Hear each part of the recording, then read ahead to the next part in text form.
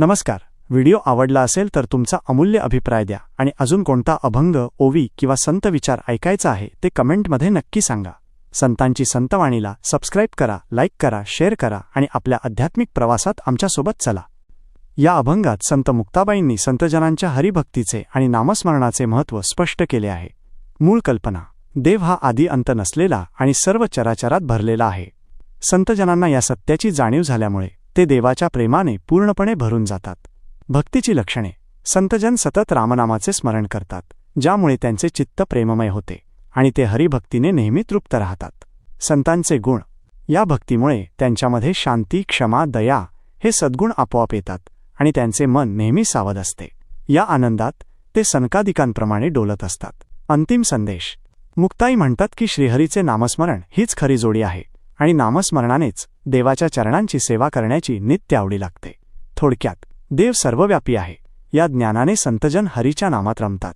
या नामस्मरणाने त्यांच्या चित्ताला शांती, क्षमा आणि दयेची प्राप्ती होते आणि त्यांना ईश्वराच्या सेवेची कायम ओढ लागते. उदाहरणासहित स्पष्टीकरण: कल्पना करा, एक झाड आहे ज्याची मुळे जमिनीखाली खोलवर रुजलेली आहेत. हे झाड म्हणजे संसार आहे आणि त्याची मुळे म्हणजे परमात्मा. आदी अंतू हरी सर्वा घटी पूर्ण. उदाहरण: झाडाची मुळे दिसत नसली तरी ती संपूर्ण झाडाला जीवन देत आहेत आणि प्रत्येक फांदी, पान, फूल यांमध्ये ती व्यापलेली आहेत. जाणोनी संतजन प्रेमभरीत. उदाहरण: संतांना हे ज्ञान झाले आहे की देवाशिवाय या संसाराला आधार नाही. हे सत्य जाणल्यामुळे त्यांचे मन त्या परमेश्वराच्या प्रेमाने ओतप्रोत भरले आहे. रामनाम चित्ते प्रेम ओसंडत. उदाहरण: हे प्रेम त्यांनी पाणी म्हणून झाडाला घातले. हे पाणी म्हणजेच रामनाम. नामस्मरण केल्याने त्यांचे हृदय सतत भक्तिरसाने भरून वाहत आहे. शांती, क्षमा, दया, सावध, पैचित्ती. उदाहरण: झाडाला योग्य पोषण मिळाल्यामुळे त्याला शांत, स्थिर आणि सुंदर फळे लागली आहेत. ही फळे म्हणजेच शांती, क्षमा आणि दया हे सद्गुण.